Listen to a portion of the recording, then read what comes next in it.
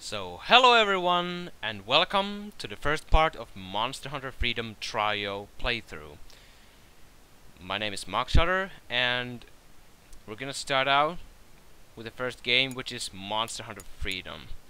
Now, Monster Hunter's got 3 PSP games released overseas, which are Freedom, Freedom 2, and Freedom Unite.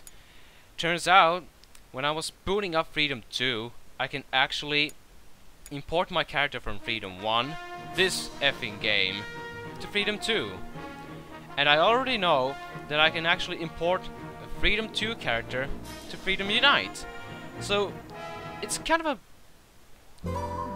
it's basic common sense, really. I just recently got Mon Hunt Freedom and Freedom 2, so I thought I might as well record the playthrough while I'm clearing the single player quests for both games and Freedom Unite. So technically that's more than 2 games, so screw that. So when you actually start out the game in Freedom 1, the game asks you if you are a beginner to Monster Hunter series. In this case I am not, so I chose no when I first created my character. Yes, I actually played this game before I actually recorded this footage. So you're gonna see some of the armor on my character early on. And no, I did not play the single player quests at all. Just some ad hoc multiplayer session with a friend. And yippers, this is the opening, and I'm just gonna shut up for now and enjoy the opening movie.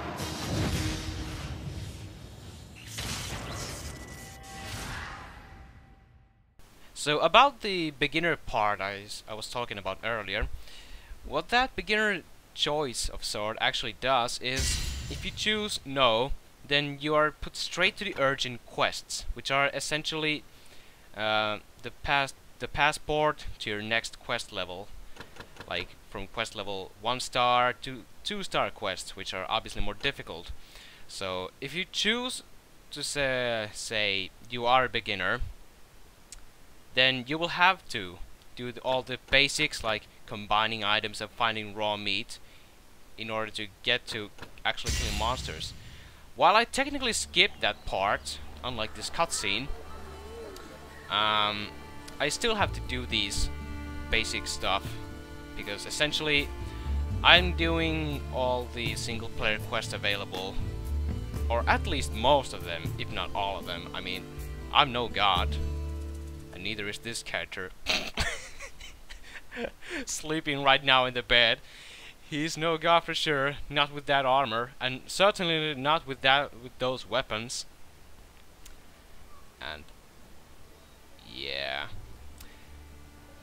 Just a random note, This game is essentially a Monster Hunter G for PlayStation 2, except this one's on PSP.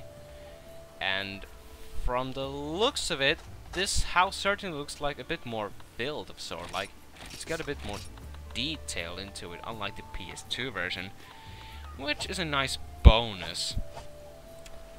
But so, we set out from our freaking house to talk to the village chief. Basically, village chief is the guy you want to talk to in order to take on the single player quests. Quest designed for one player. So, starting out, you can see the urgent level, the urgent quest, and the very first level of these quests. Obviously, since we are technically beginners, or not, we're gonna do some of the gathering quests.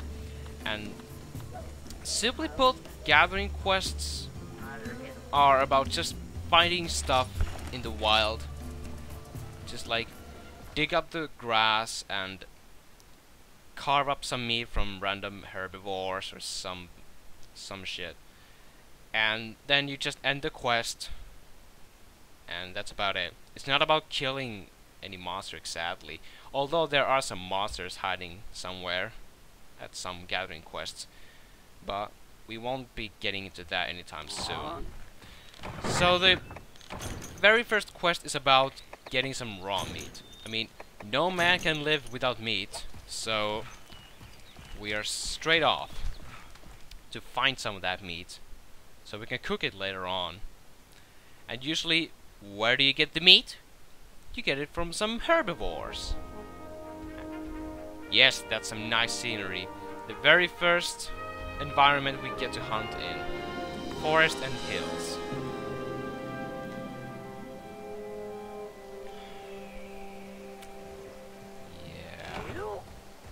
Alright, so as you can see, I already have my hammer, which is actually, I think I cannot get until I've got some of that money from early quests.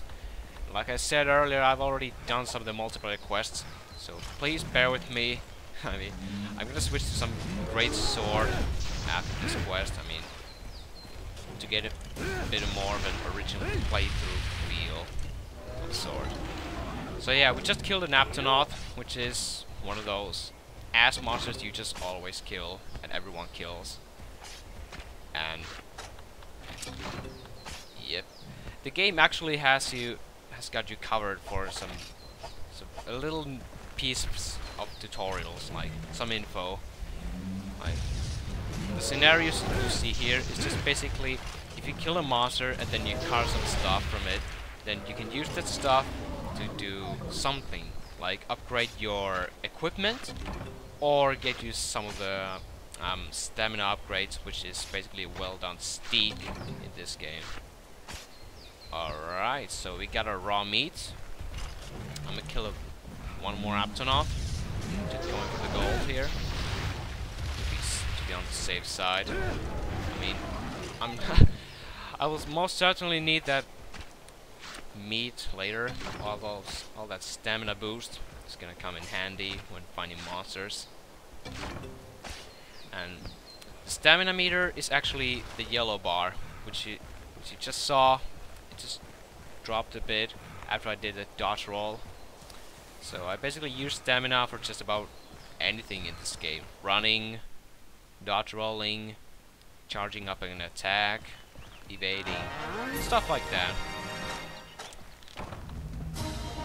I don't know, this is coming a bit of rapid fire, but what I just did there was that I put my items to the red box, and with it, I don't know, the objective is cleared.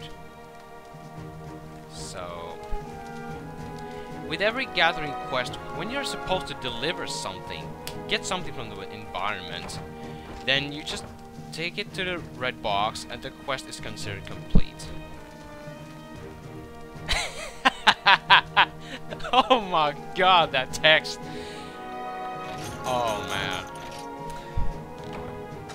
This is gonna be a tough road. I don't know. This is one shabby game. But it was the first Monhan game to be released on the PSP, but I mean, come on. I'm so used to see that fancy art in later Monhan games. But whatever, we'll get to see that fancy art later, but not now. It's gonna be one big hunt, so let's hunt big. So I'll see you guys next time on the next gathering quest.